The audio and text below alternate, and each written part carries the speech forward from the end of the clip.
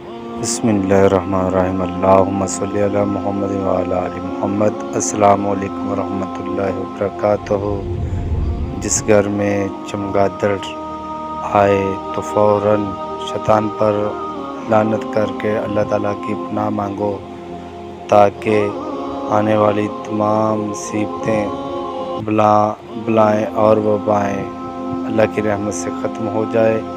اور چمگادڑ جس گھر میں آئے اس گھر میں لڑائی جھگڑے فتنے فساد ہوتے ہیں، اور جب یہ معاملات دیکھو تو فوراً سورۃ النصر اور سورۃ اخلاص پڑھ کر خود پہ دم کریں تاکہ اللہ کی پناہ میں محفوظ رہو۔